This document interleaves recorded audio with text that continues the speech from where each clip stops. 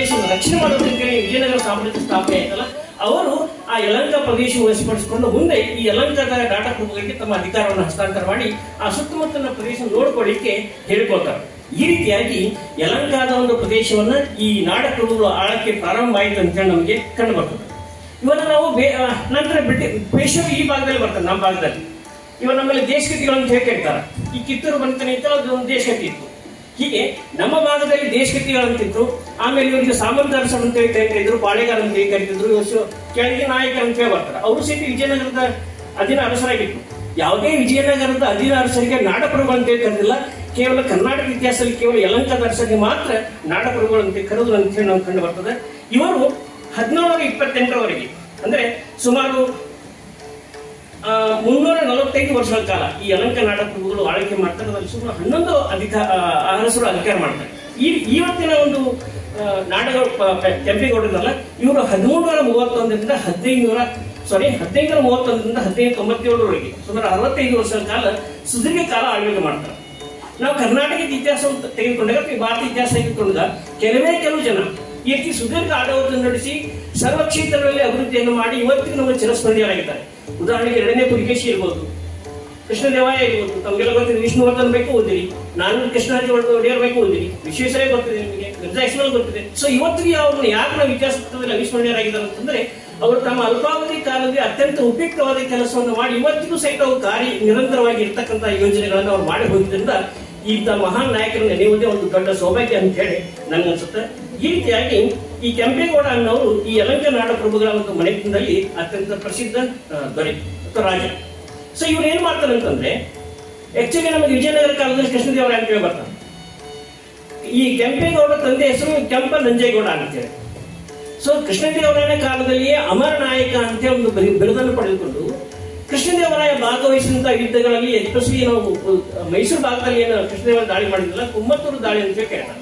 ಆ ಉಮ್ಮತ್ತೂರು ದಾಳಿಯಲ್ಲಿ 2 ಸಲ ಈ ಕೆಂಪೇಗೌಡ ತಂದೆ ಭಾಗವಹಿಸಿದ್ದಕ್ಕಾಗಿ ಇವರು ಅತ್ಯಂತ ನಿಷ್ಠುರರಾಗಿ ಅತ್ಯಂತ ನಿಷ್ಠೆಯಿಂದ ವಿಜಯನಗರಕ್ಕೆ ತಮ್ಮ ಸೇವೆಯನ್ನು ಸಲ್ಲಿಸುವಂತಹ ಕಾರ್ಯವನ್ನು ಮಾಡ್ತಾರೆ. ಹೀಗಾಗಿ ಅವರಿಗೆ ಅಮರ ನಾಯಕ ಅಂತ ಪಟ್ಟವನ್ನ ಕೆಂಪೇಗೌಡರ ತಂದೆಗೆ ವಿಜಯನಗರದ ಅರಸ ಕೃಷ್ಣದೇವರಾಯ ಕೊಡ್ತಾರೆ.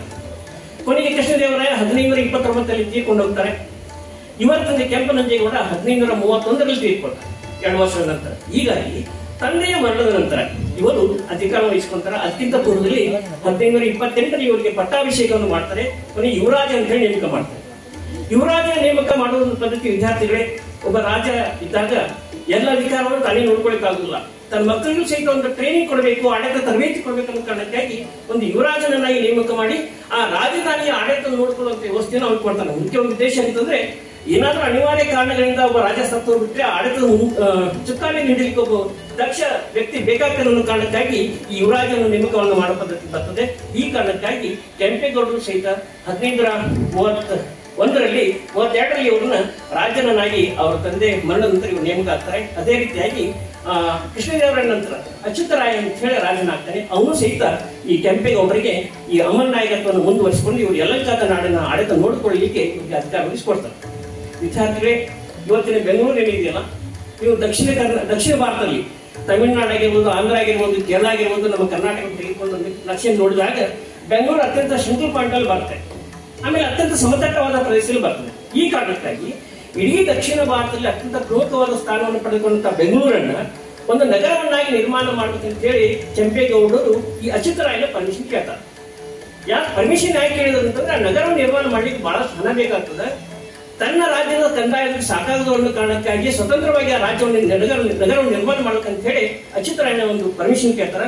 ಆಗ ಅಚ್ಯುತರಾಯಕ್ಕೆ ಪರ್ಮಿಷನ್ ಕೊಟ್ಟದ್ದು ಅಷ್ಟೇ ಅಲ್ಲ, ಅದರ ಸುತ್ತಮುತ್ತಲಿನ 12 ಹಳ್ಳಿಗಳ ಒಂದು ಕಂದಾಯ ಉಪಯೋಗ ಮಾಡಿಕೊಂಡು ನೀವು ಬೆಂಗಳೂರು ನಗರವನ್ನ ಕಟ್ಟು ಅಂತ ಹೇಳಿ ಅನುಮತಿ ಕೊಡ್ತಾರೆ. ಅದರ ಪರಿಣಾಮವಾಗಿ ಜನವರಿ 14 ಸಂಕ್ರಾಂತಿ ದಿನ 1538ರಂದು ಈ ಬೆಂಗಳೂರು ಇವತ್ತು ನಾವು KR ಮಾರ್ಕೆಟ್ ಅಂತ ಏನ್ ಕರಿತೀವಲ್ಲ, ಅಲ್ಲಿ ಒಂದು ಕೋಟೆಗೆ ಒಂದು ಸ್ಥಳವನ್ನು ನಿರ್ಮಾಣ ಮಾಡಿ ಅಲ್ಲಿ ಶಂಕುಸ್ಥಾಪನೆಯನ್ನ ಕೆಂಪೇಗೌಡರು ಸ್ಟಾರ್ಟ್ ಮಾಡ್ತಾರೆ. ಹೀಗೆ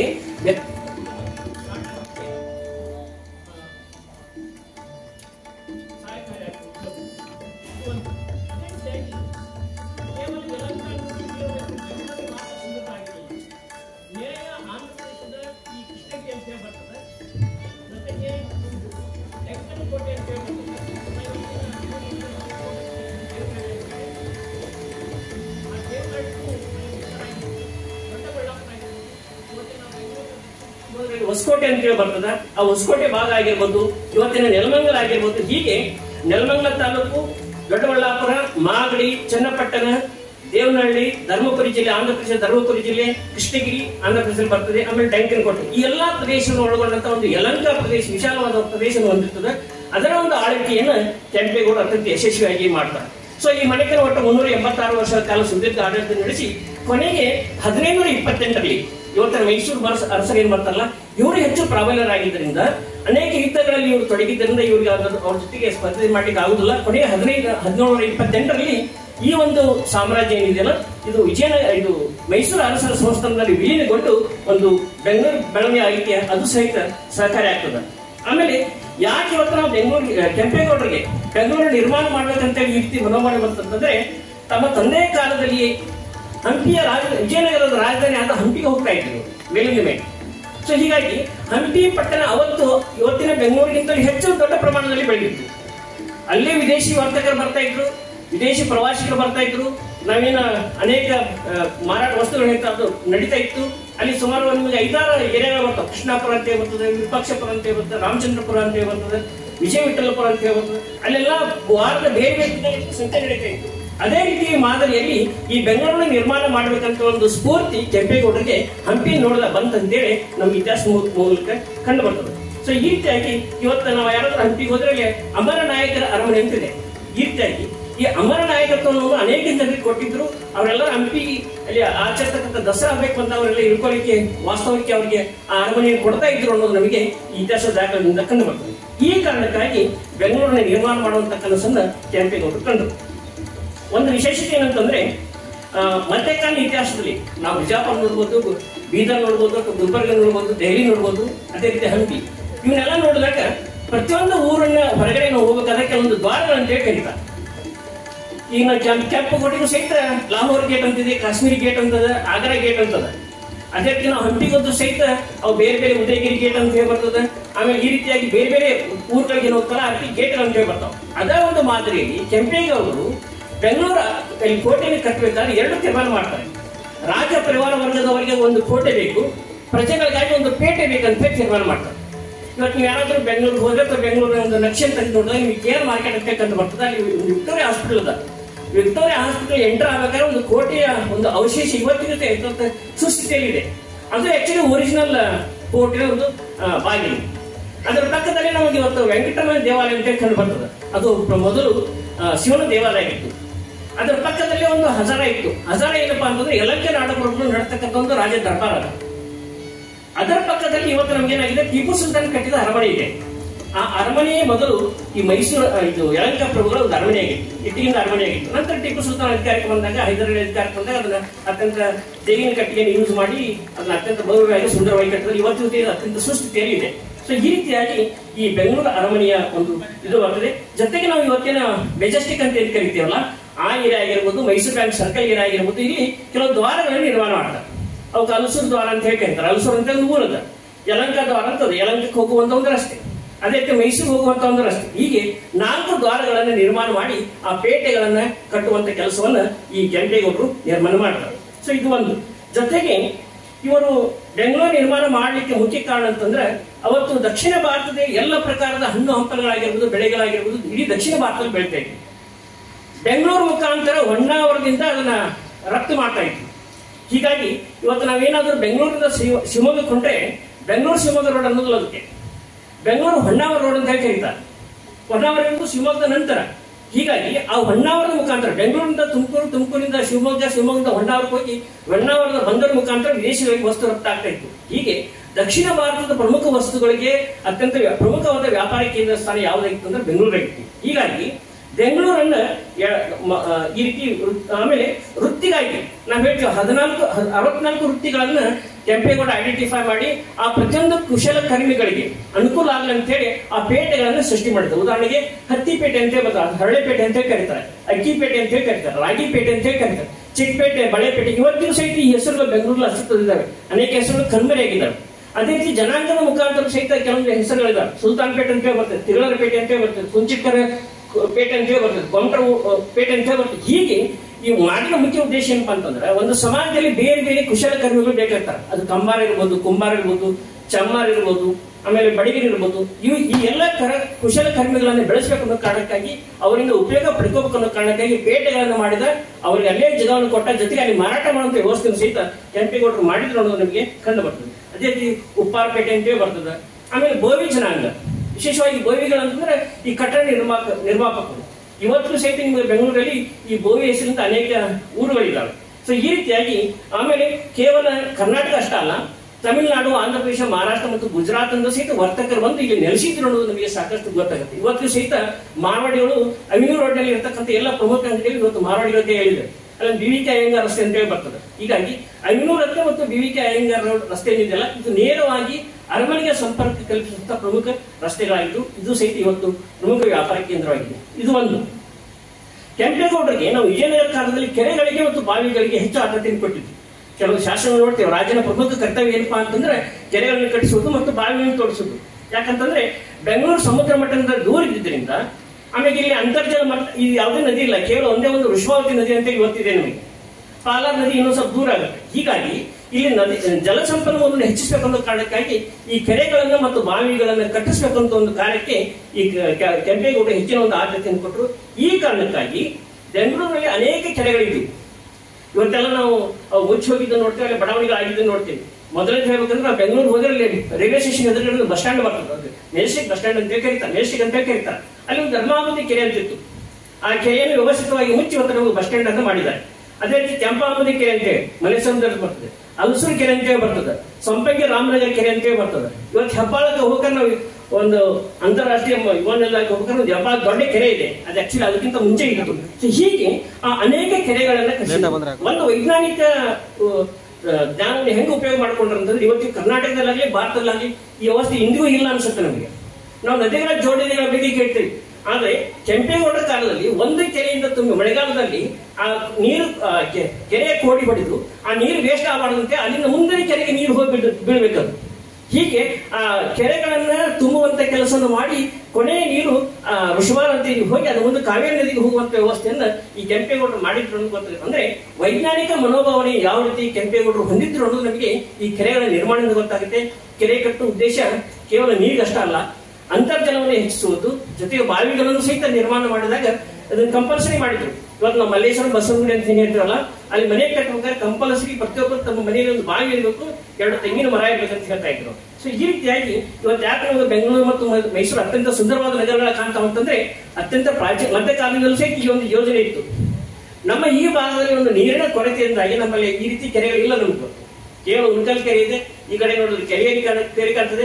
ಧಾರವಾಡದಲ್ಲೂ ಸಹಿತ ಅನೇಕ ಕೆರೆಗಳಿದ್ದು, ಮಾಳಾಪುರದಲ್ಲಿತ್ತು, ಸೈದಾಪುರದಲ್ಲಿತ್ತು, ಸಪ್ತಾಪುರದಲ್ಲಿ ಇತ್ತು, ಜೊತೆಗೆ ಮಾಳಮಡ್ಡಿಯಲ್ಲಿ ಇತ್ತು. ಇವನ್ನೆಲ್ಲ ಮುಚ್ಚೋಗಿದ್ದಾವೆ ಈಗ. ಹೀಗೆ ಕೆರೆಗೆ ಹೆಚ್ಚಿನ ಒಂದು ಆದ್ಯತೆಯನ್ನು ಕೊಟ್ಟಿದ್ದು ಕೆಂಪೇಗೌಡರು ಅನ್ನೋದು ನಮಗೆ ಇದರ ಮುಖಾಂತರ ಗೊತ್ತಾಗುತ್ತೆ. ಅಷ್ಟೇ ಅಲ್ಲ, ಕೆಂಪೇಗೌಡರು ಶಿಕ್ಷಣಕ್ಕೂ ಸಹಿತ ಆದ್ಯತೆಯನ್ನು ಕೊಟ್ಟಿದ್ರು. ಇವತ್ತೆಲ್ಲ ನಾವು ಸ್ಕೂಲು, ಕಾಲೇಜು, ಹೈಸ್ಕೂಲ್, ವಿಶ್ವವಿದ್ಯಾಲಯ ನೋಡ್ತೀವಿ, ಅವಾಗ ಇವೆಲ್ಲ ಇರಲಿಲ್ಲ. ನಮ್ಮ ಕರ್ನಾಟಕ ಇತಿಹಾಸ ತೆಗೆದುಕೊಂಡಾಗ ಶೈವ ಮಠಗಳಾಗಲಿ, ವೈಷ್ಣವ ಮಠಗಳಾಗಲಿ, ಆಮೇಲೆ ಬೇರೆ ಬೇರೆ ಮಠಗಳಾಗಲಿ ತಮ್ಮ ತಮ್ಮ ಧರ್ಮದ ಪುರಾಣಗಳನ್ನ ವಿವಿಧ ಉಪನಿಷತ್ನ ಕಲಿಸುವಂತ ಒಂದು ಸಂಪ್ರದಾಯ ಇತ್ತು. ಕಾಲಕ್ರಮೇಣ ಅಗ್ರಹಾರಗಳನ್ನು ಪ್ರಾರಂಭ ಮಾಡಿದ್ರು. ಏನು ಅಗ್ರಹಾರಗಳಂತಂದ್ರೆ, ಒಂದು ಪ್ರದೇಶವನ್ನು ನಿಗದಿ ಮಾಡಿ ಅಲ್ಲಿ ಬ್ರಾಹ್ಮಣರಿಗೆ ಉಚಿತವಾದಂತಹ ಒಂದು ಕಂದಾಯ ಬರುವಂತಹ ಭೂಮಿಯನ್ನು ನೀಡಿ ರೆಸಿಡೆನ್ಷಿಯಲ್ ಸ್ಕೂಲ್ ಮಾಡಿ ವಿದ್ಯಾರ್ಥಿಗಳಿಗೆ ಉಚಿತ ಶಿಕ್ಷಣ ನೀಡತಕ್ಕಂಥ ಒಂದು ಕೆಲಸವನ್ನು ಮಾಡಿದ್ರು. ಅವಕ್ಕೆ ಅಗ್ರಹಾರಗಳಂತ ಕರೀತಾರೆ. ಇದು ಪ್ರಾಥಮಿಕ ಹಂತ ಶಿಕ್ಷಣ ಕೊಡ್ತಕ್ಕಂಥ ಒಂದು ಕೇಂದ್ರ. ಅದರ ಉನ್ನತ ಸ್ಥಾನವನ್ನು ಹಂತವನ್ನು ಶಿಕ್ಷಣ ಕೊಡ್ತಕ್ಕಂಥ ಬ್ರಹ್ಮಪುರಿ ಅಂತ ಕರೀತಾರೆ. ಇವತ್ತಿನ ವಿಶ್ವವಿದ್ಯಾಲಯ ಮಟ್ಟದ ಶಿಕ್ಷಣ ಕೊಡ್ತಕ್ಕಂಥ ಘಟಿಕಗಳಂತ ಕರೀತಾರೆ. ಈ ರೀತಿಯಾಗಿ ಕೆಂಪೇಗೌಡರು 5 ಅಗ್ರಹಾರಗಳನ್ನ ಬೆಂಗಳೂರಿನಲ್ಲಿ ನಿರ್ಮಾಣ ಮಾಡಿದ್ರು. ಅವುಗಳಿಗೆ ಕೆಂಪಾಪುರ ಅಗ್ರಹಾರ ಅಂತ ಕರೀತಾರೆ. ಅದು ಬೆಂಗಳೂರಲ್ಲಿ ಒಂದು ಬರ್ತಾ ಇತ್ತು, ನಲ್ಲಂಗದಲ್ಲಿ ಒಂದು ಬರ್ತಾ ಇತ್ತು, ಜಡಹಳ್ಳಿ ಅಂತೇಳಿ ಬರ್ತಾ ಇತ್ತು, ಕರಿಯಮ್ಮನ ಅಗ್ರಹಾರ ಅಂತೇಳಿ ಬರ್ತಾ ಇತ್ತು, ಕೊನೆಗೆ ಐಕಂಠಪುರ ಅಗ್ರಹಾರ ಅಂತೇಳಿ ಬರ್ತಾ ಇತ್ತು. ಸೊ ಇಲ್ಲಿ ವೇದಾಗಲಿ, ಉಪನಿಷತ್ತುಗಳಾಗಿರ್ಬೋದು, ಜ್ಯೋತಿಷ ಶಾಸ್ತ್ರ, ಖಗೋಳಶಾಸ್ತ್ರ ಆಗಿರ್ಬೋದು, ಪುರಾಣಗಳನ್ನಾಗಿರ್ಬೋದು, ಇವನ್ನೆಲ್ಲ ವಿದ್ಯಾರ್ಥಿಗಳಿಗೆ ಕಲಿಸುವಂತ ಶಿಕ್ಷಣ ವ್ಯವಸ್ಥೆಯನ್ನು ಕೆಂಪೇಗೌಡರು ನಿರ್ಮಾಣ ಮಾಡಿದ್ರು. ಹೀಗಾಗಿ ಇವತ್ತು ನಾವು ಉತ್ತರ ಕರ್ನಾಟಕ ಮತ್ತು ದಕ್ಷಿಣ ಕರ್ನಾಟಕ ಹೋಲಿಸಿ ನೋಡಿದಾಗ ನಮ್ಮಲ್ಲಿ ಶಿಕ್ಷಣದಿಂದ ನಾವು ಬಹಳಷ್ಟು ವಂಚಿತರಾಗಿದ್ದೇವೆ. ಅಲ್ಲಿ 1916ರಲ್ಲಿ ಮೈಸೂರು ವಿಶ್ವವಿದ್ಯಾಲಯ ಸ್ಟಾರ್ಟ್ ಆದ, ನಮಗೆ ಅವಾಗ ಕರ್ನಾಟಕ ಕಾಲೇಜ್ ಸ್ಟಾರ್ಟ್ ಆದ. ಜಸ್ಟ್ ಇಮ್ಯಾಜಿನ್ ಮಾಡ್ರಿ, ನಾವು ಉತ್ತರ ಕರ್ನಾಟಕದವರು, ಮುಂಬೈ ಕರ್ನಾಟಕದವರು ಶಿಕ್ಷಣದಿಂದ ಯಾವ ರೀತಿ ಆ ಜನರಿಗಿಂತ ಹಿಂದುಳಿದಿದ್ದೇವೆ ಅಂತ. ಹೀಗಾಗಿ ಸ್ವಾತಂತ್ರ್ಯ ಸಿಕ್ಕ ತಕ್ಷಣ ಸರ್ಕಾರಿ ನೌಕರಿಯಲ್ಲಿ ಆ ಜನ ಜಾಸ್ತಿ ಸೇರ್ಕೊಂಡ್ರು ನಮ್ಮ ಭಾಗದ ಜನರಿಗೆ ಹೋಗಿಲ್ಲ. ನಾ ಈ ಸಂದರ್ಭದಲ್ಲಿ ಸಿದ್ದಪ್ಪ ಕಂಬಳವ್ರು ನೆನೆಸ್ಬೇಕು. ಸಿದ್ದಪ್ಪ ಕಂಬಳವ್ರು ಇಲ್ಲದೆ ಹೋಗಿದ್ರೆ 1916-17 ಸುಮಾರಿಗೆ ಕನ್ನಡ ಕಾಲೇಜ್ ಸ್ಟಾರ್ಟ್ ಆಗ್ತಿರಲಿಲ್ಲ. ಕೇವಲ ಕೆಲವೇ ಈ ಭಾಗದ ಶ್ರೀಮಂತ ಜನ ಮುಂಬೈಗೂ ಅಥವಾ ಪುನಾಕ್ ಹೋಗಿ ಶಿಕ್ಷಣ ಪಡಿತಾ ಇದ್ರು. ಬಹಳಷ್ಟು ಜನ ನಿಮ್ಗೆ ಗೊತ್ತಲ್ಲಿ, ನೀವು ಯಾರಾದ್ರೂ ಕರ್ನಾಟಕ ಕಾಲೇಜ್ ಹೋದ್ರೆ ಅಲ್ಲಿ 3 ಮೂರ್ತಿಗಳದಾವ. ಒಂದು ಸಿದ್ದಪ್ಪ ಕಮ್ಮಿ ಹೊಡೆದು ದೊಡ್ಡ ಶ್ರೀನಿವಾಸ ಸ್ವಾಮಿ, ಇನ್ನೊಂದು ಹರಟಾರ ರುದ್ರಗೌಡ ಅಂತ ಹೇಳಿ. ಸೊ ಇವರಿಬ್ಬರಿಗೆ ಕಂಬಳಿಯವರು ಅವರಿಬ್ಬರಿಗೆ ಒಂದು ಚಾಲೆಂಜ್ ಮಾಡಿ, ಯಾರು 1 ಲಕ್ಷ ರೂಪಾಯಿ ತೊಗೊಂಡ್ಬರ್ತಿರಲ್ಲ ತೆರಿಗೆ ತಗೊಂಡು ಬಂದು ನಾವು ಕರ್ನಾಟಕ ಕಾಲೇಜ್ ಸ್ಟಾರ್ಟ್ ಮಾಡ್ತಾ ಅಂತ ಹೇಳಿ. ಸೊ ಇಬ್ಬರು 1 ಲಕ್ಷ ರೂಪಾಯಿ ಕರೆಕ್ಟ್ ಮಾಡ್ಕೊಂಡು ಆ ಕರ್ನಾಟಕ ಕಾಲೇಜ್ ಸ್ಟಾರ್ಟ್ ಮಾಡಿದ್ರು ಅಂತ ಹೇಳಿ ನಮಗೆ ಕಂಡು ಬರ್ತದೆ. ಸೊ ಹೀಗೆ ಶಿಕ್ಷಣ ಒಂದು ಸಮಾಜದ ಅಭಿವೃದ್ಧಿಯಲ್ಲಿ ಯಾವ ರೀತಿ ಪಾತ್ರ ವಹಿಸುತ್ತೆ ಅನ್ನೋದು ನಾವು ಅಭಿವೃದ್ಧಿಯನ್ನು ನೋಡಿದಾಗ ಕಂಡು ಬರ್ತದೆ. ಅದೇ ರೀತಿಯಾಗಿ ಕೆಂಪೇಗೌಡರು ಅನೇಕ ಗುಡಿಗಳನ್ನ ಜೀರ್ಣೋದ್ಧಾರ ಮಾಡಿದ್ರು. ಅಷ್ಟೇ ಅಲ್ಲ, ಕೆಲವು ಗುಡಿಗಳನ್ನು ಸಹಿತ ತಾವೇ ನಿರ್ವಹಿಸಿದ್ರು. ಅವುಗಳಲ್ಲಿ ಪ್ರಮುಖವಾಗಿ ಹೇಳ್ಬೇಕಂತಂದ್ರೆ ಈ ಗುಡಿಗಳು ಇನ್ನೂ ಸಹಿತ ಬೆಂಗಳೂರಿನಲ್ಲಿ ಅಸ್ತಿತ್ವದಲ್ಲಿದ್ದಾವೆ. ಒಂದು ಗವಿ ಗಂಗಾಧರೇಶ್ವರ ದೇವಾಲಯ ಅಂತ ಬರ್ತದೆ, ಹರಿಹರೇಶ್ವರ ದೇವಾಲಯ, ದೊಡ್ಡ ಬಸವನಗುಡಿಯಲ್ಲಿ ಅದಕ್ಕೆ ಬಸವನಗುಡಿ ಅಂತ ಕರೀತಾರೆ, ಇದೇ ಒಂದು ಗುಡಿಯ ಹೆಸರಿನಿಂದಾಗಿ. ಆಮೇಲೆ ದೊಡ್ಡ ಗಣೇಶನ ದೇವಾಲಯ ಅಂತ ಬರ್ತದೆ, ಕಾರಂಜಿ ಆಂಜನೇಯ, ಚೆನ್ನಿಗರಾಯ ಸ್ವಾಮಿ ದೇವಾಲಯ, ರಂಗನಾಥ ಸ್ವಾಮಿ, ಹಲಸೂರಿನಲ್ಲಿ ಫೇಮಸ್ ಒಂದು ಸೋಮೇಶ್ವರ ದೇವಾಲಯ ಇದೆ. ಅದೇ ರೀತಿಯಾಗಿ ಇವತ್ತು ವಿಕ್ಟೋರಿಯಾ ಆಸ್ಪತ್ರೆಯಲ್ಲಿ ಕೋಟೆ ವೆಂಕಟರಮಣ ದೇವಾಲಯ ಇದೆ. ಅದೇ ರೀತಿಯಾಗಿ ಮಾಗಡಿ ಆಗಿರ್ಬೋದು, ರಾಮನಗರ ಆಗಿರ್ಬೋದು, ಹುಲಿಯೂರ್ದುರ್ಗ ಆಗಿರ್ಬೋದು, ಇಲ್ಲಿಯೂ ಸಹಿತ ದೇವಾಲಯಗಳನ್ನು ಕಟ್ಟಿ ನಿರ್ಮಾಣ ಮಾಡಿದ್ರು. ವಿದ್ಯಾರ್ಥಿಗಳು ಕೇವಲ ದೇವಾಲಯ ಅಂತಂದ್ರೆ ಪೂಜೆ ಪುನಸ್ಕಾರಗಳು ಆಗಿರ್ಲಿಲ್ಲ, ಅವು ಬೇರೆ ಬೇರೆ ಜನಾಂಗಕ್ಕೆ ಶಿಕ್ಷಣ ಕೊಡ್ತಕ್ಕಂಥ ಪ್ರಾಥಮಿಕ ಹಂತಗಳಾಗಿದ್ದವು, ಜೊತೆಗೆ ಸಮುದಾಯ ಕೇಂದ್ರಗಳಾಗಿದ್ದವು. ಇವತ್ತು ನಾವು ಏನಾದ್ರೂ ಮದುವೆ ಸಮಾರಂಭಗಳನ್ನ ಕಲ್ಯಾಣ ಮಂಟಪದಲ್ಲಿ ನೋಡ್ತೇವೆ ಅಷ್ಟೇ, ಆದ್ರೆ ಆ ಸಂದರ್ಭದಲ್ಲಿ ಒಂದು ದೇವಾಲಯಗಳನ್ನು ಮಾಡ್ತಾರೆ. ಇವನು ಸೀಮಂತ ಕಾರ್ಯಗಳನ್ನು ಸಹಿತ ದೇವಾಲಯದಲ್ಲಿ ಮಾಡ್ತಾ ಇದ್ರು, ತಿಥಿಗಳನ್ನು ಸಹಿತ ದೇವಾಲಯದಲ್ಲಿ ಮಾಡ್ತಾ ಇದ್ರು. ಆ 2 ಕಾರ್ಯಗಳನ್ನು ಮಾಡಿ ದೇವಾಲಯಗಳಿಗೆ ಕಾಣಿಕೆ ಕೊಡುವಂತ ಒಂದು ಸಂಪ್ರದಾಯ ನಮ್ಮ ಹಿಂದೂ ಸಮಾಜದಲ್ಲಿ ಇತ್ತು ಅನ್ನೋದು ನಮಗೆ ಈ ದೇವಾಲಯ ಇತಿಹಾಸ ನೋಡಿದಾಗ ಅಧ್ಯಯನ. ಆಮೇಲೆ ದೇವಾಲಯ ಕಟ್ಟಬೇಕು ಸಹಿತ ವಿಜಯನಗರ ದೇವಾಲಯಗಳ ಮಾದರಿಯಲ್ಲಿ ಕಟ್ಟಬೇಕು. ಅದು ಪ್ರಾಕಾರ ಆಗಿರ್ಬೋದು, ಗರ್ಭಗುಡಿ ಆಗಿರ್ಬೋದು, ಶಿಖರ ಆಗಿರ್ಬೋದು, ಆಮೇಲೆ ಅಂತರಾಳ ಆಗಿರ್ಬೋದು, ಇವನ್ನೆಲ್ಲ ನಾವು ಸಭಾ ಮಂಟಪ, ಮುಖಮಂಟಪ ಅಂತೇಳಿ ದೇವಾಲಯಗಳ ಅಧ್ಯಯನ ಮಾಡ್ಕೊಂಡು ಹೇಳ್ತೀವಿ. ಅವೆಲ್ಲ ನಿಮಗೆ ಇದೇ ಒಂದು ದೇವಾಲಯಗಳಲ್ಲಿ ಸಿಗ್ತದೆ. ಅದೇ ರೀತಿಯಾಗಿ ಇವತ್ತು ನಾವು ಕೋಟೆಗಳ ಬಗ್ಗೆ ಹೇಳ್ತೇವೆ. ಕೋಟೆ ಯಾಕೆ ಬೇಕು ನಮ್ಮಲ್ಲಿ ಅಂತೇಳಿ ಪ್ರತಿಯೊಂದು ರಾಜ್ಯದಲ್ಲಿ ಇವತ್ತು ನಾವು ಧಾರವಾಡದಲ್ಲಿ ಒಂದು ಸಹಿತ ಕಿಲ್ಲಾ ಅಂತಿದೆ, ಸುಲ್ ಹಾಸ್ಪಿಟಲ್ ಏರಿಯಾದಲ್ಲಿ ಒಂದು ಕಿಲ್ಲಾ ಅಂತದೆ. ಅಲ್ಲಿ ಆಡಳಿತಗಾರರು, ಪ್ರಮುಖ ಆಡಳಿತಗಾರ, ಕಿಲ್ಲೆದಾರ ಆಗಿರ್ಬೋದು, ಈ ಧಾರವಾಡ ನೋಡ್ತಕ್ಕಂಥ ಎಲ್ಲ ಆ ಭಾಗದಲ್ಲಿ ವಾಸ ಮಾಡ್ತಾ ಇದ್ರು. ಅದೇ ರೀತಿಯಾಗಿ ಕಿತ್ತೂರಿನಲ್ಲಿ ಒಂದು ಕೋಟೆ ಇದೆ. ಈ ರೀತಿಯಾಗಿ ಕೆಂಪೇಗೌಡರು ತಮ್ಮ ಅವಧಿಯಲ್ಲಿ 8 ಕೋಟೆಗಳನ್ನ ಈ ಯಲಹಂಕದ ಬೇರೆ ಬೇರೆ ಭಾಗದಲ್ಲಿ ಕಟ್ಟಿದ್ರು. ಅದು ಒಂದು ಮಾಗಡಿ ಅಂತೇಳಿ ಬರ್ತದೆ, ಸಾವನದುರ್ಗ ಅಂತೇಳಿ ಬರ್ತದೆ, ಉತ್ತರಿ ದುರ್ಗ ಅಂತೇಳಿ ಬರ್ತದೆ, ಬಸವನ ದುರ್ಗ ಅಂತೇಳಿ ಬರ್ತದೆ, ಭೈರವನ ದುರ್ಗ, ಕುಣಿಗಲ್ ಅಂತೇಳಿ ಬರ್ತದೆ, ಆಮೇಲೆ ಹುಲಿಕಲ್ ಅಂತಿದೆ. ಸೊ ಇಲ್ಲಿ ಕೋಟೆಗಳನ್ನು ಕಟ್ಟಿದ್ರು. ಕೋಟೆ ಕೇವಲ ಪ್ರೊಟೆಕ್ಷನ್ ಅಷ್ಟೇ ಅಲ್ಲ, ಒಂದು ಖಜಾನೆಯನ್ನು ಪ್ರೊಟೆಕ್ಷನ್ ಮಾಡಲಿಕ್ಕೆ, ಒಂದು ಸೈನ್ಯದ ಶಸ್ತ್ರಾಗಾರವನ್ನು ಇಟ್ಟುಕೊಳ್ಳಿಕ್ಕೆ, ಜೊತೆಗೆ ತಮ್ಮ ರಾಜ ಪರಿವಾರ ವರ್ಗದವರಿಗೆ ಅದೊಂದು ಅರಮನೆಯ ಸ್ಥಾನ ಆಗಿತ್ತು ಅನ್ನೋದು ನಮಗೆ ಇತಿಹಾಸ ಮುಖಾಂತರ ಗೊತ್ತಾಗುತ್ತೆ. ಈ ರೀತಿಯಾಗಿ ಕೋಟೆಗಳು ಸಹಿತ ಹೆಚ್ಚಿನ ಆದ್ಯತೆಯನ್ನು ಇವರು ಕೊಟ್ಟಿದ್ರು. ಜೊತೆಗೆ ಗೋಪುರಗಳನ್ನ ಇವತ್ತು ನಾವು ಬೆಂಗಳೂರಲ್ಲಿ 5 ಗೋಪುರಗಳನ್ನು ನೋಡ್ತೀವಿ. ಕೆಲವೊಂದು ಹೇಳ್ತಾರೆ 4 ಇದ್ದವು, 4 ದಿಕ್ಕಿಗೆ ಒಂದೊಂದು ಇದ್ದು ಅಂತ. ಆಕ್ಚುಲಿ 5 ಗೋಪುರಗಳಲ್ಲಿದ್ದು ಅದು ಇವತ್ತೊಂದು ಲಾಲ್ಬಾಗ್ದಲ್ಲಿದೆ, ಮೇಕ್ರಿ ಸರ್ಕಲ್ ಅಲ್ಲಿ ಒಂದಿದೆ, ವಯಲಕಾವಲ್ ಗೋಪಾಲದಲ್ಲಿದೆ, ಹಲಸೂರು ಬಳಿ ಒಂದಿದೆ, ಇನ್ನೊಂದು ಗವಿಪುರದಲ್ಲಿ ಬರ್ತದೆ. ಸೊ ಆಕ್ಚುಲಿ ಕೆಂಪೇಗೌಡ ಬೆಂಗಳೂರು ನಿರ್ಮಾಣ ಮಾಡ್ತಾರೆ ಒಂದು ಬೌಂಡ್ರಿಯನ್ನೇ ನಿರ್ಧಾರ ಮಾಡಿದ್ರು. ಇಷ್ಟು ಇಲ್ಲಿವರೆಗೆ ನಾವು ಮೊದಲು ಕಟ್ಟಬೇಕು ಅನ್ನೋ ಕಾರಣಕ್ಕೆ. ಸೊ ಅಲ್ಲಿ ಒಂದು ಸಾಂಕೇತಿಕವಾಗಿ ಸಿಂಬಲ್ ಇದೆಯಲ್ಲ ಆ ಬ್ಯಾನರ್ ನಲ್ಲಿ ಕೆಂಪೇಗೌಡ ಹಿಂದುಗಡೆ ಇರ್ತಕ್ಕಂಥ ಆ ಮಾದರಿ 5 ಗೋಪುರಗಳನ್ನ ಇವತ್ತು ಸಹಿತ ನಾವು ಕಾಣ್ತೀವಿ. ಇದು ಇವತ್ತು ಅದರ ಆಶ್ಚರ್ಯಕರ ಆಗ್ಬೋದು. ಲಾಲ್ಬಾಗ್ ಏನ್ ಕಟ್ಟಿದಾರಲ್ಲ ಅದು ಆರೋಗ್ಯ ಗೋಪುರ ಅಂತ ಹೇಳ್ತಾರೆ. ಅಂದ್ರೆ ಇವತ್ತಿಗೂ ಸಹಿತ ನೀವೇನಾದ್ರು ಬೆಂಗಳೂರಿನ ಪ್ರಮುಖ ಆಸ್ಪತ್ರೆ ನಿಮಾನ್ಸ್ ಆಗಿರ್ಬೋದು, ಸಂಜಯ್ ಆಸ್ಪತ್ರೆ ಆಗಿರ್ಬೋದು, ಸೇಂಚನ್ ಆಸ್ಪತ್ರೆ ಆಗಿರ್ಬೋದು, ಮಿಂಟೋ ಆಸ್ಪತ್ರೆ ಆಗಿರ್ಬೋದು, ಆಮೇಲೆ ಕಿದ್ವಾಯ್ ಆಸ್ಪತ್ರೆ ಆಗಿರ್ಬೋದು, ಈ ಗೋಪುರದ ಹಿಂಭಾಗದಲ್ಲೇ ಬರ್ತದೆ. ಸೊ ಅವಾಗಿನ ಕಾಲದಲ್ಲಿ ಇಲ್ಲೊಂದು ಸಿದ್ಧ ಕೆರೆ ಅಂತ ಬರ್ತದೆ. ಅಂದ್ರೆ ಸಿದ್ಧರು ವಾಸ ಮಾಡ್ತಾ ಇದ್ರು. ಸಿದ್ಧರು ಅಂತಂದ್ರೆ ಈ ವನೌಷಧಿಯನ್ನು ಕೊಡ್ತಕ್ಕಂಥ ಒಂದು ಜನಾಂಗದವರು. ಈ ಕಾರಣಕ್ಕಾಗಿ ಇವತ್ತು ಸಹಿತ ಅದರ ಹಿಂಭಾಗದಲ್ಲಿ ಇವತ್ತು ಆರೋಗ್ಯಕ್ಕೆ ಸಂಬಂಧಪಟ್ಟ ಎಲ್ಲ ಹಾಸ್ಪಿಟಲ್ ಸಹಿತ ಆ ಭಾಗದಲ್ಲಿದೆ. ನಾವು ಮೇಕರಿ ಸರ್ಕಲ್ ಅಂತ ಹೇಳಿದೆ. ನಾವು ಯಶವಂತಪುರ ಎಂಟ್ರಿ ಆದ್ರೆ ಬರ್ತಕ್ಕಂಥ ಮೇಕರಿ ಸರ್ಕಲ್. ಇದು ಯಲಹಂಕ ನಾಡಗರಿಗೆ ಹೆಚ್ಚಿನ ಕರವನ್ನು ಕಟ್ಟತಕ್ಕಂಥ ಒಂದು ಗೋಪುರ ಇದೆ. ಇವತ್ತು ಸಹಿತ ನಮ್ಗೆ APMC ಆಗಿರ್ಬೋದು, ಯಶವಂತಪುರ ದಾಟತಕ್ಕ APMC ಆಗಿರ್ಬೋದು, ಮೈಸೂರು ಸ್ಯಾಂಡಲ್ ಸೋಪ್ ಫ್ಯಾಕ್ಟರಿ ಆಗಿರ್ಬೋದು, ಆಮೇಲೆ ಈ ರೀತಿಯಾಗಿ ಅನೇಕ ಬೆಂಗಳೂರಿಗೆ ಆದಾಯ ತಕ್ಕಂಥ ಎಲ್ಲ ವ್ಯಾಪಾರ ಸ್ಥಳಗಳು ಸಹಿತ ನಮಗೆ ಯಶವಂತಪುರ ಸುತ್ತಮುತ್ತಲ ಪ್ರದೇಶದಲ್ಲಿ ಕಂಡು ಬರ್ತದೆ. ಹೀಗೆ ಅದು ಕಾಕತಾಳಿ ಅನ್ನೋ ರೀತಿಯಲ್ಲಿ ಈ ಗೋಪುರಗಳು ಸಹಿತ ಒಂದು ಸಕ್ರಿಯ ಪಾತ್ರವನ್ನು ವಹಿಸಿದ್ದು ಕಂಡು ಬರ್ತದೆ. ಹೀಗೆ ಯಲಹಂಕ ನಾಡಪ್ರಭು ಕೆಂಪೇಗೌಡ ಸುಮಾರು 65 ವರ್ಷಗಳ ಕಾಲ ಆಡಳಿತ ನಡೆಸಿ ಕುಣಿಗಲ್ಲಿಂದ ಒಂದು ಯುದ್ಧವನ್ನು ಮಾಡಿ ಬರುವಂತ ಸಂದರ್ಭದಲ್ಲಿ ಮಾಗಡಿ ಸಿರಪ ಒಂದು ಕೆಂಪಾಪುರ ಅಂತ ಬರ್ತದೆ, ಅಲ್ಲಿ ಮರಣ ಹೊಂದಿದ್ರು ಅನ್ನೋದು ನಮ್ಗೆ ಗೊತ್ತಾಗುತ್ತೆ. ಇತ್ತೀಚೆಗೆ ಆ ಒಂದು ಸಮಾಧಿ ಸ್ಥಳವನ್ನ ಕೆಲವು ಹಿಸ್ಟೋರಿಯನ್ಸ್ ಅಲ್ಲಿ ಕಂಡಿಡಿದು ಇವತ್ತು ಕೆಂಪಾಪುರದಲ್ಲಿ ಅದನ್ನು ಸಂರಕ್ಷಣೆ ಮಾಡ್ತಕ್ಕಂಥ ಕೆಲಸವನ್ನು ಮಾಡ್ತಾರೆ. ಸೊ ಈ ರೀತಿಯಾಗಿ ಇತಿಹಾಸವನ್ನ ಅರಿಯದವ ಇತಿಹಾಸ ನಿರ್ಮಿಸಲಾರ ಅಂತ ಹೇಳ್ತಾರೆ. ಸೊ ಈ ರೀತಿಯಾಗಿ ನಾವು ಯಾಕೆ ಈ ಐತಿಹಾಸಿಕ ಮಹಾಪುರುಷರನ್ನ ಅಧ್ಯಯನ ಮಾಡ್ಬೇಕಂತಂದ್ರೆ ಅವ್ರು ಯಾವ ರೀತಿ ಒಂದು ದೂರದೃಷ್ಟಿಯನ್ನು ಹೊಂದಿದ್ರು, ಆ ದೂರದೃಷ್ಟಿಗೆ ಅವಶ್ಯಕತೆ ಏನಿದೆ, ಮುಂದಿನ ಜನಾಂಗಕ್ಕೂ ಸಹಿತ ಚಿರಸ್ಮರಣೀಯವಾಗಿ ಇರ್ತಕ್ಕಂಥ ಕಾರ್ಯಗಳನ್ನು ಮಾಡಿದಾಗ ಅಂತ ಒಂದು ಮಾತನ್ನು ನಾವು ನಿಲ್ಲಿಸ್ತೇವೆ. ಸೊ ಈ ರೀತಿ ನಮ್ಮ ಬೆಂಗಳೂರಿಗೆ ಸಲ್ಲಿಸಿದ್ರು. ಇದರ ಮುಖಾಂತರ ನಮ್ಮ ಕನ್ನಡಿಗರು ಸಹಿತ ಅದು ಒಂದು ಅತ್ಯಂತ ಪ್ರಮುಖ ಕೇಂದ್ರವಾಗಿದೆ ಅಂತ ಹೇಳುವ ಮೂಲಕ ಇಲ್ಲಿವರೆಗೆ ತಾವು ಅತ್ಯಂತ ಶಾಂತದಿಂದ ಕೂತು ಕೇಳಲಿಕ್ಕೆ ಮತ್ತು ಕನ್ನಡ ಸಂಸ್ಕೃತಿ ಇಲಾಖೆಯವರು ಈ ಒಂದು ವಿಷಯವನ್ನು ಹಂಚಿಕೊಳ್ಳಕ್ಕೆ ನನಗೆ ಅವಕಾಶ ಕೊಟ್ಟಿದ್ದಕ್ಕಾಗಿ ಎಲ್ಲರಿಗೂ ವಂದಿಸಿ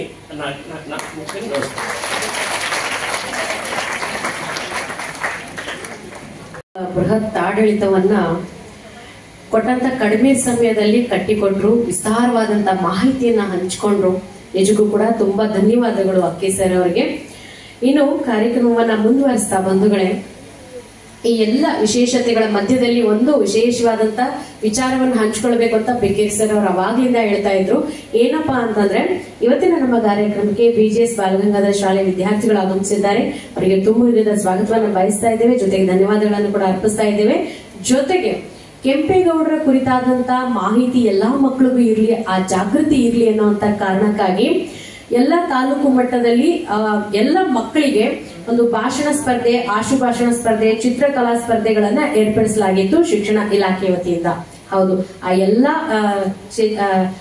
ಸ್ಪರ್ಧೆಗಳಲ್ಲಿ ಭಾಗವಹಿಸಿರುವಂತಹ ಮಕ್ಕಳಿಗೆ ಇವತ್ತಿನ ದಿವಸ ನಾವು ಬಹುಮಾನವನ್ನು ಕೂಡ ನೀಡುವಂತ ಎಲ್ಲ ಏರ್ಪಾಡುಗಳನ್ನ ಮಾಡ್ಕೊಳ್ತಾ ಇದ್ದೇವೆ. ಜೊತೆಗೆ ಬೃಹತ್ ಬೆಂಗಳೂರು ಮಹಾನಗರ ಪಾಲಿಕೆ BBMP ಅಂತ ಏನ್ ಕರಿತೀವಲ್ಲ, BBMP ವತಿಯಿಂದ ಎಲ್ಲಾ ತಾಲೂಕುಗಳಿಗೆ ತಲಾ 1 ಲಕ್ಷ ರೂಪಾಯಿಯಂತೆ ಶಿಕ್ಷಣ ಇಲಾಖೆಗೆ ಬಿಡುಗಡೆ ಮಾಡಲಾಗಿದೆ. ಆ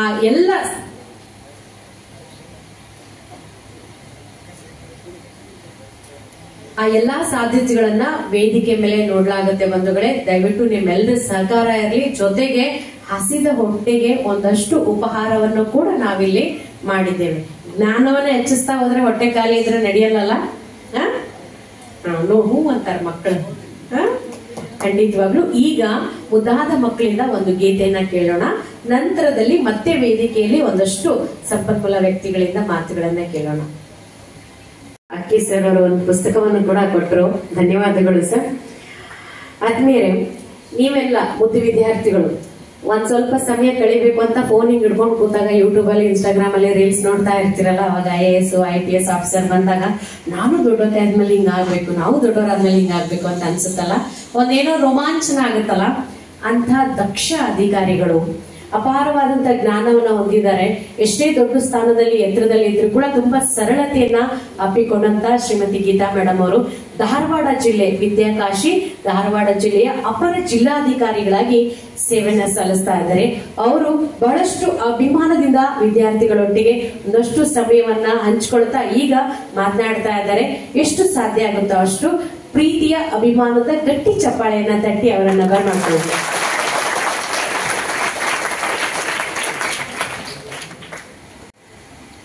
ಮೊದಲನೇದಾಗಿ ನಾಡಪ್ರಭು ಶ್ರೀ ಕೆಂಪೇಗೌಡ ಜಯಂತಿಯ ಶುಭಾಶಯಗಳನ್ನು ಕೋರುತ್ತಾ, ವೇದಿಕೆಯ ಮೇಲೆ ಆಸೀನರಿರುವಂತಹ ಉಪನಿರ್ದೇಶಕರು, ಪ್ರಾಥಮಿಕ ಶಾಲೆ ಕ್ಷೇತ್ರ ಶಿಕ್ಷಣಾಧಿಕಾರಿಗಳು, ವಿಶೇಷ ಉಪನ್ಯಾಸ ನೀಡಿರುವಂತಹ ಡಾಕ್ಟರ್ ಬಸವರಾಜ್ ಅಕ್ಕಿ, ನಿವೃತ್ತ ಪ್ರಾಧ್ಯಾಪಕರು ಧಾರವಾಡ, ಹಾಗೂ ಉಪನಿರ್ದೇಶಕರು ಕನ್ನಡ ಮತ್ತು ಸಂಸ್ಕೃತಿ ಇಲಾಖೆ ಕುಮಾರ ಬೆಕ್ಕೇರಿಯವರೇ, ಹಾಗೂ ಇಲ್ಲಿ ನೆರೆದಿರುವಂತಹ ಮುದ್ದು ಮಕ್ಕಳೇ, ಪಾಲಕರೇ, ಶಿಕ್ಷಕರು ಇದ್ದವೆ, ಹಾಗೂ ಮಾಧ್ಯಮ ಮಿತ್ರರು.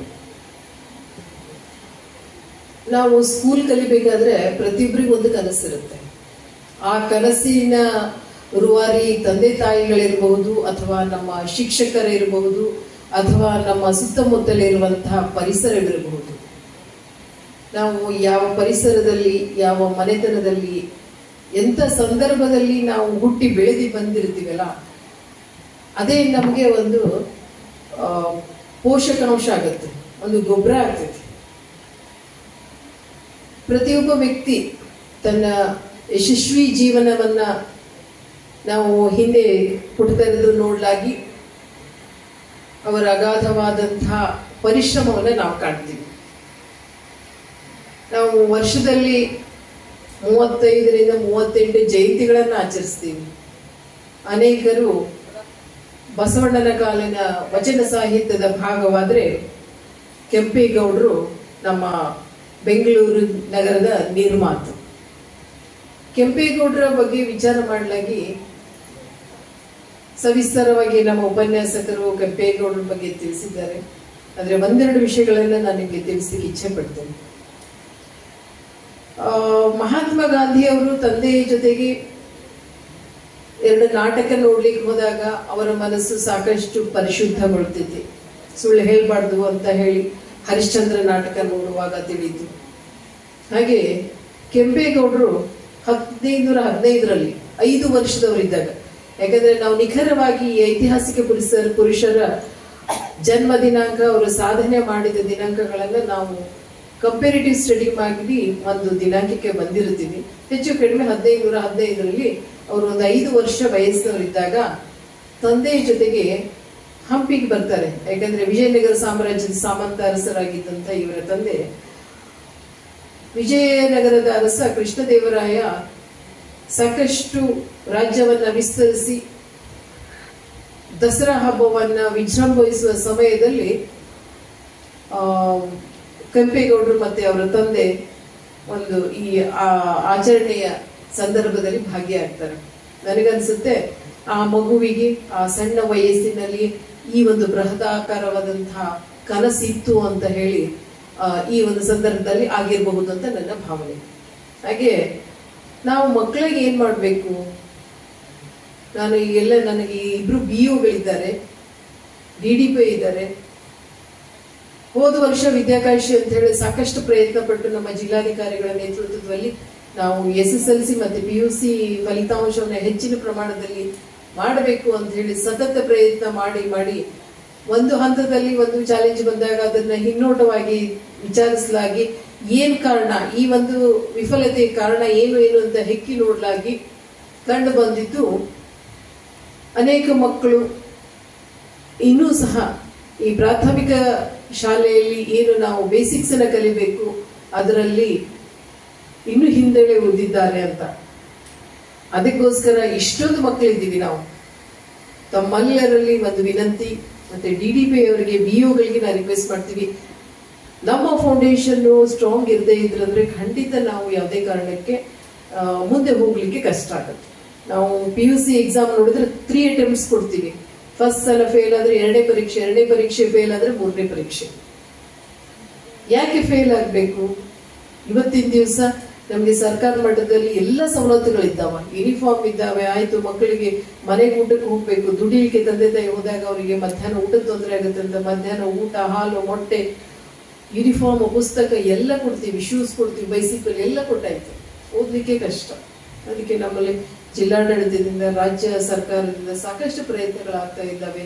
ತಮ್ಮ ಒಂದು ಶಿಕ್ಷಣವನ್ನ ಹೆಚ್ಚಿನ ಪ್ರಮಾಣದಲ್ಲಿ ಹೆಚ್ಚಿಸಬೇಕು ಅಂತ ಹೇಳಿ ಅದನ್ನ ನಿಮ್ಮಲ್ಲಿ ವಿನಂತಿ, ದಯವಿಟ್ಟು ನಿಮ್ಮ ಪಠ್ಯ ಪುಸ್ತಕಗಳನ್ನ ಗಮನ ಕೊಟ್ಟು ಓದ್ಬೇಕು. ಯಾಕಂದ್ರೆ ನನ್ಗೆ ಇವತ್ತೆಲ್ಲ ಆಡಿಯನ್ಸ್ ಕೇವಲ ವಿದ್ಯಾರ್ಥಿನಿಯರೇ ಇದ್ದಿದ್ರಿಂದ ಕೆಂಪೇಗೌಡರು ಅವರ ಸಣ್ಣ ವಯಸ್ಸಿನಲ್ಲಿ ಸರಿಯಾಗಿ ವಿದ್ಯಾಭ್ಯಾಸ ಮಾಡದೇ ಇದ್ರೆ ಅವರಿಗೆ ಈ ಒಂದು ಡಿಸಿಷನ್ ತಗೊಳ್ಳಿಕ್ಕೆ ಆಗ್ತಾ ಇತ್ತ. ಹಂತ ಹಂತವಾಗಿ ಅವರಿಗೆ ಕತ್ತೆ ವರಸೆ ಕಲಿಸ್ತಾರೆ, ಕುದುರೆ ಸವಾರಿ ಕಲಿಸ್ತಾರೆ, ಬಿಲ್ವಿದ್ಯೆ, ಅನೇಕ ವಿದ್ಯೆಗಳನ್ನ ಕಲಿತು ಸಾಮ್ರಾಜ್ಯವನ್ನು ಸ್ಥಾಪಿಸ್ತಾರೆ. ವಿಜಯನಗರ ಸಾಮ್ರಾಜ್ಯದ ಪತನದ ನಂತರ ಇವರು ಯಲಹಂಕದ ಸಾಮಂತನಾಗಿ ಮುಂದುವರಿತಾರೆ. ಮುಂದುವರೆದಾಗ ಒಂದೇ ವಿಚಾರ ನಾನು ತಮಗೆ ಹೇಳಿಕ್ಕೆ ಇಚ್ಛೆ ಪಡ್ತೀನಿ. ಒಂದು ಭೂಮಿಯ ಋಣ ಹೇಗಿರುತ್ತೆ, ಒಂದು ಭೂಮಿಯ ಸಾಮರ್ಥ್ಯ ಹೇಗಿರುತ್ತೆ ಅಂದ್ರೆ, ಇವರು ನಾನು ಬೆಂಗಳೂರನ್ನ ದೊಡ್ಡ ವಿಶಾಲವಾಗಿ ಮಾಡಬೇಕು, ಎಲ್ಲಿಂದ ಹೋಗ್ಬೇಕು ಅಂತ ಸರ್ವೆ ಕಾರ್ಯ ಶುರು ಮಾಡ್ತಾರೆ. ಇವರು ಮತ್ತೆ ಅವರ ಜೊತೆಗಿರುವಂತ ಸಮಕಾಲೀನರು ಹೋದಾಗ ಅಲ್ಲಿ ಒಂದು ಯಲಹಂಕದ ಸುತ್ತಮುತ್ತ ಹೋಗ್ಬೇಕಾದ್ರೆ ಒಂದು ಮೊಲನ ಒಂದು ಬೇಟೆ ನಾಯಿ ಅಟ್ಟಿಸ್ಕೊಂಡು ಬರ್ತಾ ಇತ್ತು. ಆದ್ರೆ ಮೊಲ ಏನ್ ಮಾಡುತ್ತೆ, ಆ ನಾಯಿನ ಹಿಂದಕ್ಕೆ ಓಡಿಸ್ತೇವೆ. ಅವಾಗ ಕೆಂಪೇಗೌಡರಿಗೆ ಅನ್ಸುತ್ತಂತ, ಓ ಈ ಭೂಮಿಯ ಯಾವಾಗ್ಲೂ ಮೊಲವನ್ನ ಬೇಟೆ ಆಡೋದು ನಾಯಿ ತೋಳಗಳು ಬೇಟೆ ಆಡ್ತವೆ. ಆದ್ರೆ ಇಲ್ಲಿ ಪ್ರಸಂಗ ಹೆಂಗಂದ್ರೆ ಮೊಲವನೇ ನಾಯಿಯನ್ನ ಓಡಿಸುತ್ತೆ. ಇವತ್ತಿನ ದಿವಸ ಹುಲಿ ಸಿಂಹಗಳನ್ನ ಎದುರಿಸುವಂತ ಸಣ್ಣ ಪ್ರಾಣಿಗಳನ್ನ ನಾವು ಯೂಟ್ಯೂಬ್ ಅಲ್ಲಿ ನಾವು ನೋಡ್ತಾ ಇದ್ದೀವಿ. ಅವತ್ತಿನ ಕಾಲದಲ್ಲಿ ಕೆಂಪೇಗೌಡರು ಅಂತಾರೆ, ಮೊಲನೇ ಇಷ್ಟೊಂದು ನಿರ್ಧಾರವನ್ನ ತಗೊಳ್ಳಿಕ್ಕೆ ಶಕ್ತಿ ಇದೆ ಅಂದ್ರೆ ಈ ಭೂಮಿಯ ಎಷ್ಟು ಸಾಮರ್ಥ್ಯ ಇರಬೇಕು, ನಾನು ಇಲ್ಲೇ ಒಂದು ಸಾಮ್ರಾಜ್ಯನ ಸ್ಥಾಪನೆ ಮಾಡ್ತೀನಿ, ಇಲ್ಲೇ ಒಂದು ನಗರವನ್ನ ಕಟ್ತೀನಿ ಅಂತ ಹೇಳಿ ನಿಶ್ಚಯ ಮಾಡಿಕೊಂಡು ನಗರವನ್ನು ನಿರ್ಮಾಣ ಮಾಡ್ತಾರೆ. ಆ ನಗರ ಇವತ್ತು ದೊಡ್ಡ ಪ್ರಮಾಣದಲ್ಲಿ ಬೆಳೆದು ಜಗತ್ತಿನಾದ್ಯಂತ ಬೆಂಗಳೂರು ಅಂತ ಹೆಸರು ಮಾಡಲಿಕ್ಕೆ ಕಾರಣೀಕರ್ತರಾದಂಥ ನಮ್ಮ ನಾಡಪ್ರಭು ಕೆಂಪೇಗೌಡರನ್ನ ಇವತ್ತಿನ ದಿನ ನಾವೆಲ್ಲರೂ ಸ್ಮರಿಸುವುದು ಅತ್ಯವಶ್ಯ. ಹಾಗೆಯೇ ಇವತ್ತಿನ ದಿನ ನಮಗೆ ದೇಶದಾದ್ಯಂತ ಜಗತ್ತಿನಲ್ಲೇ ಒಂದು ಬೆಂಗಳೂರು ಅನ್ನೋದು ಅತಿ ಪ್ರಮುಖವಾದಂತಹ ನಗರವಾಗಿ ಪರಿವರ್ತಿಸಿದೆ. ಹಿಂದಿನ ಕಾಲದಲ್ಲಿ ಬರೀ ಏನಿತ್ತು, ವ್ಯಾಪಾರ ಒಂದು ಮುಖ್ಯವಾದಂತ ಕಸಬಾಗಿತ್ತು. ಇವತ್ತಿನ IT ನೋಡಿ, BT ನೋಡಿ, ಎಷ್ಟೊಂದು ಕಂಪನಿಗಳು ಇವತ್ತು ನಮ್ಮಲ್ಲಿ ಬೆಂಗಳೂರಲ್ಲಿ ಇದಾವೆ. Bengaluru is known as silicon city. ಎಲ್ಲಾ ಮಟ್ಟದ ಕಂಪನೀಸ್ಗಳು ನಮ್ಮಲ್ಲಿ ಇದ್ದಾವೆ. ಇವತ್ತಿನ ದಿನ ನಾವು ಮತ್ತೆ SM ಕೃಷ್ಣ ಅವರನ್ನು ನಾವು ನೆನಪಿಸ್ಲಿಕ್ಕೆ ಸೂಕ್ತವಾದ ದಿವಸ ಅಂತ ನಾನು ಭಾವಿಸ್ತೀನಿ. ಯಾಕೆ ನಮ್ಮ ಸಾಫ್ಟ್ವೇರ್ ಇಂಡಸ್ಟ್ರಿ ಈ ಮಟ್ಟಕ್ಕೆ ಬಂತು ಅಂದ್ರೆ ಅದಕ್ಕೆ ಕಾರಣೀಕರ್ತರು ನಮ್ಮ SM ಕೃಷ್ಣ, ಮೊದಲಿನ ಒಂದು ಮುಖ್ಯಮಂತ್ರಿಗಳು.